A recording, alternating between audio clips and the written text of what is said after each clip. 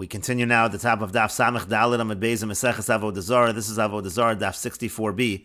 On the previous Amud, the Gemara said that if a Jew is a creditor to an Oved Kochavim, meaning to say the Oved Kochavim owes money to the Jew, and the Oved Kochavim says to the Jew, Hamtein li, wait for me until I sell my Avodah Zarah in order to pay you back, so that actually is problematic. And the Gemara asked on the previous Amud, why is that a problem?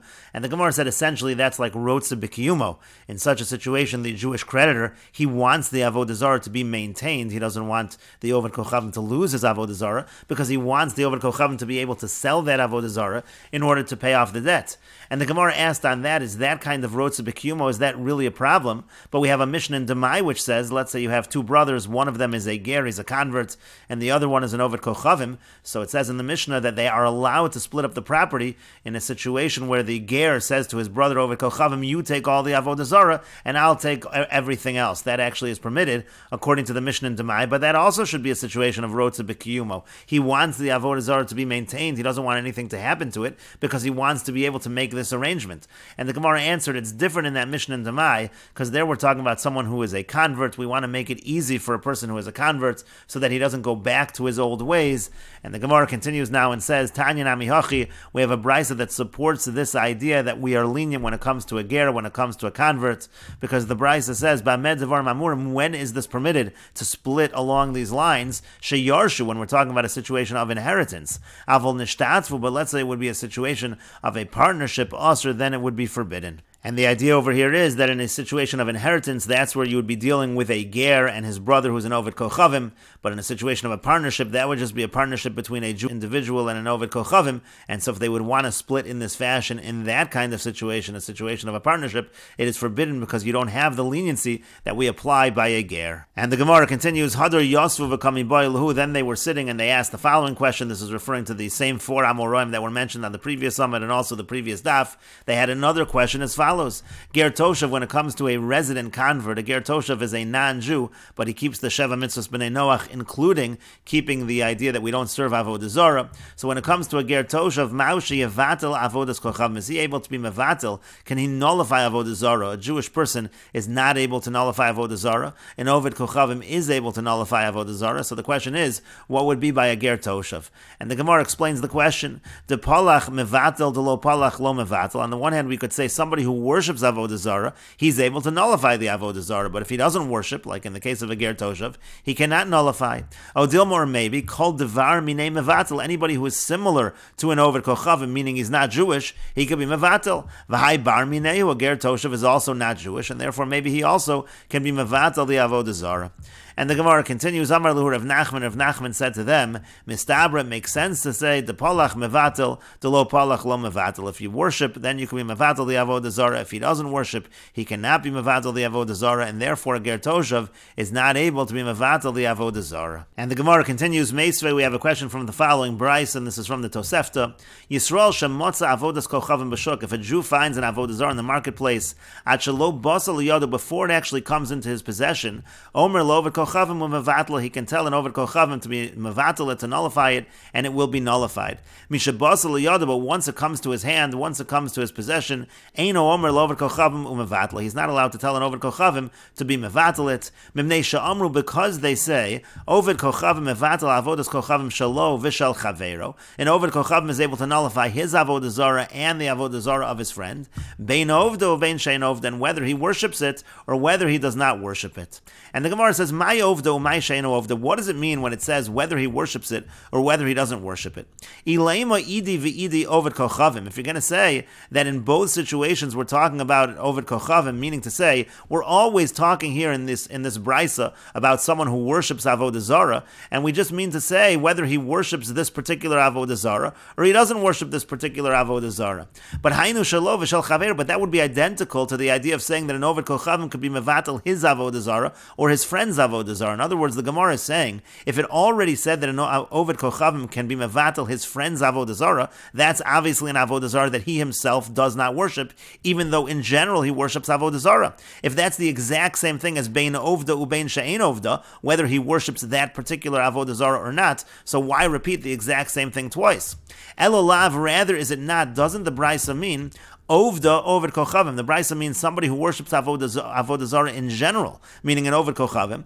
Umay She'eno Ovda. And what does it mean? She'eno Ovda Ger Toshav. It means we're talking about a resident convert, somebody who doesn't worship Avodah Zara at all. In other words, the Gemara is understanding that last line in the Brisa, Bein Ovda Ubein She'eno Ovda, means even someone who doesn't worship Avodah Zara at all is able to be Mevatel Avodah Zara. Ushmamina Ger Toshav Nami Mevatel. And we see from this Brisa that a Ger Toshav is able to be Mevatel, is able to nullify Avodah Zara. The Gemara says, Lo no, Liolam Emelach, really I'll say to you, Idi v'Idi Oved Kochavim. The Brisa in its entirety, it's never talking about a Ger Toshav, it's always talking about an Oved Kochavim. And that which you asked, isn't that identical with saying that he's able to be Mevatel his friends Avodah Zara just like his own?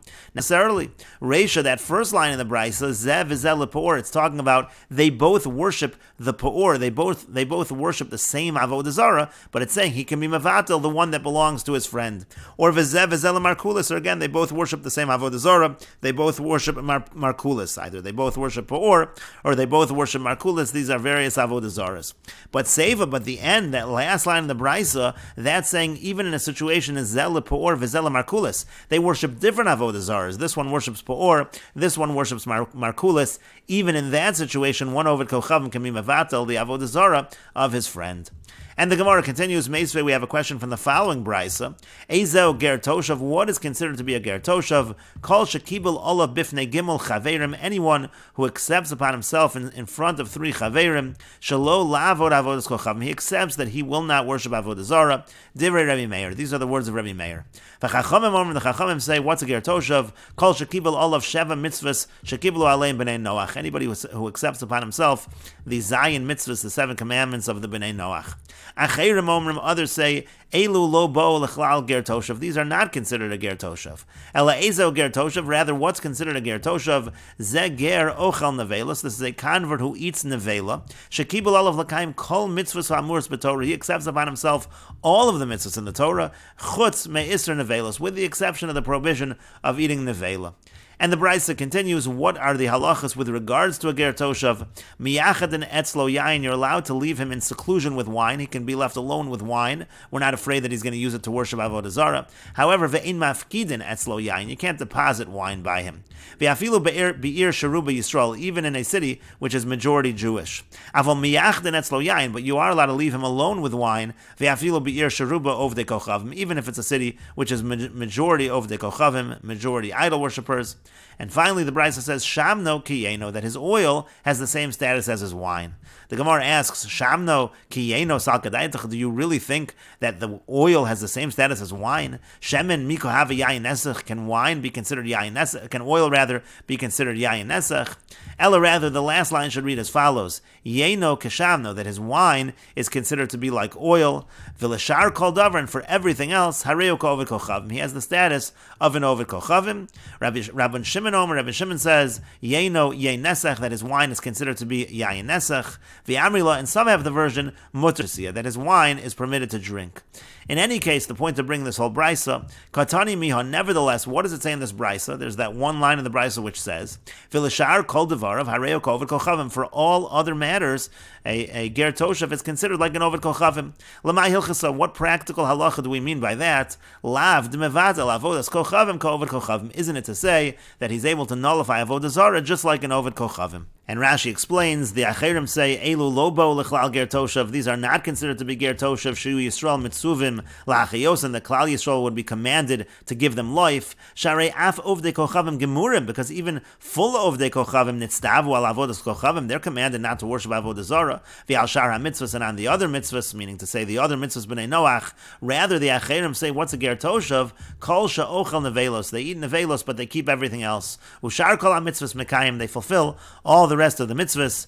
And then the Brisa said, Ein mafkidin etzlo yayin bebeso lezman meruba. The word mafkidin, deposit wine, means you're not allowed to deposit the wine by the ger toshav in his house for a long time. Because there's a concern, maybe he's going to switch it with his wine, shu usr, which is forbidden. Kidakatani seifa, like we're going to say at the end of the Brisa, that yenon keshamnan, we're going to say at the end of the Brisa, that their wine is considered to be like their oil, so we're afraid that he's going to switch the wine. Avol miyachden etzlo yayin, but you are allowed allowed to leave him alone with the wine, meaning Yisrael meniach bechanuso ad sheyelech kedei milo yoser. The Jew can leave him in the store, leave the wine and him in the store together until he goes, let's say, a meal or a little more. Masha ein kein be'ovid kochavim. Now that's not true by an ovid kochavim. You can't leave the ovid kochavim alone with the wine, but you could leave the ger toshav alone with the wine. Dahai kevan delo polach, because since this ger toshav doesn't worship Avodah Zara, lo naga v'lo menasach, he's not going to touch it, he's not going to pour it as a libation. Ulamaga over kochavim dasim me'alma bebeisol lacheshin, and we're not afraid that an over kochavim is coming from somewhere else is going to touch it. To kevan de'ein lo hana bekach, since he gets no benefit from that, eino manicho liga, he's not going to allow him to touch it. Ulachlufe bizman muat lekal mechash, in such a small amount of time that he would switch it in such a small amount of time, that's not a concern. And Rashi continues, the Brisa said, Shamno kiyeno, his oil is like his wine, mashma shamno osir kiyeno ulahachmer, but that sounds like it's saying the oil of the ger toshav is like his wine, and it would be a stringency. But the Gemara then asks, for shamno, we have a nesach, is shamno considered nesach? Ella, rather, yeno mutter bahano, what the Brisa means to say is the wine of the ger toshav, you can get benefit from that, kishamno, like his oil. The kodem shuter Hashem and ba'achilakai, this is talking before the time when the oil was even permitted to eat. But the point is, aval b'shasiya aser, but to drink the wine of the ger toshav would be prohibited. Yeno yein nesach, and then the Brisa said that his wine is considered yain nesach. The eino makbid al maga over kochavim. According to that view, he doesn't care. He's not concerned if an over kochavim would touch it. And again, that was the opinion of Rabbi Shimon, and then the Brisa brought another version of Rabbi Shimon, that it actually would be mutter to drink the wine of the ger toshav. And again, the Gemara said that the Brisa says that for all other matters, harehu ka'ovid kochavim, he's considered like an ovid kochavim, and the Gemara initially said, doesn't that mean to say that he's able to be mevatel avodah zara like an ovid kochavim? And Rashi explains, harehu ka'ovid kochavim dekevan delo mol, since he has no bris milah, chashid hu l'chol Torah, he's suspect with regards to the entire Torah, and so again, isn't this a proof that a ger toshav is able to be mevatel avodah zara? And the Gemara continues, Amar Rav Nachman bar Yitzchak. Rav Nachman bar Yitzchak says, lo, no, that's not what it means in the Brisa when it says that a ger toshav is like an ovid kochavim. It does not mean that he's allowed to be mevatel avodah zara. Rather, it's litein rishus, it's to give over a domain, or levatel rishus, and to nullify a domain. Those are halachas with regards to the halachas of Shabbos, of carrying on Shabbos. Uchidetani, as we learned in a Brisa, as follows: Yisrael mumara, Yisrael who's an apostate. Some have the gears of mishumad, a Jew who's an apostate. If mishamer Shabbat b'shuk, but if he's the kind of Jew who in public, in the marketplace, he would keep Shabbos, so then mevatel rishus, then he's able to nullify a domain on Shabbos, again in terms of the laws of carrying on Shabbos. And she'ein mishamer Shabbat b'shuk, if he doesn't keep Shabbos in public, so ein mevatel rishus, then he's not allowed to nullify a domain. Mimnei she'amru, because they say Yisrael no sin rishus mevatel rishus, a Jew is allowed to give over a domain and nullify a domain. Uviovid kochavim, but when the person is not Jewish, ad sheyiskar, so then it has to be rented. Keitzad, how so? Omer lo, he says to him, Rishusi kenu yalach, my rishus, my domain is acquired to you. Rishusi mevutelas lach, or my domain is nullified to you. Kana, that is a kinyan. Ve'ein sarach lezakos, and there's no need to make a formal kinyan in order to effect that transaction. And Rashi explains that litein rishus, again, it means to give over a domain. It means she'eno yachol litein rishuso liYisrael. It means the ger toshav is not able to give his domain over to a Jew, el imkein sachar mimenu me'erev Shabbos, unless he rented it from him from before Shabbos.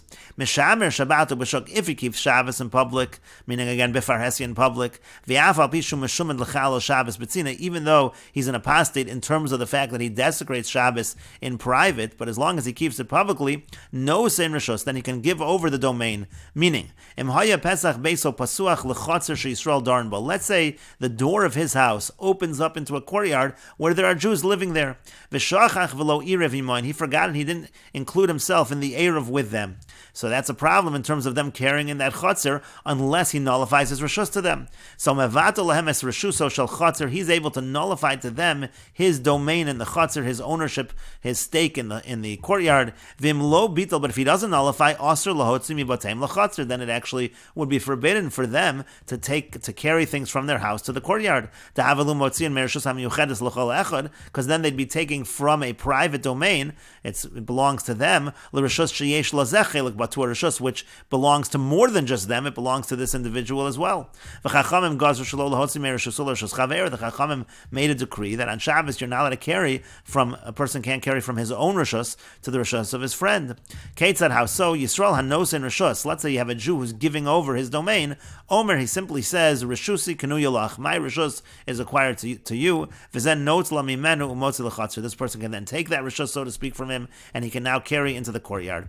Konet means to say it's an acquisition. Hanotel ba'amira, just through the statement alone. Ba'amira bi'alma, just with the statement, below matan mos. You don't have to actually give over money. Ve'in sarach lizakos ha'yidekin. You don't need any formal kinyan. And again, that is true specifically when we are talking about a Jewish individual, and that's what it means when we say that the ger toshav is considered like an oved kochavim. He doesn't have that status of a Jewish individual in terms of these halachas of nosein rishus and mevatel rishus. And the Gemara continues, Rav Yehuda shadr le korbana. Rav Yehuda sent a gift, and we will continue with this discussion in the next video on Daf Samech Hey Amud Aleph.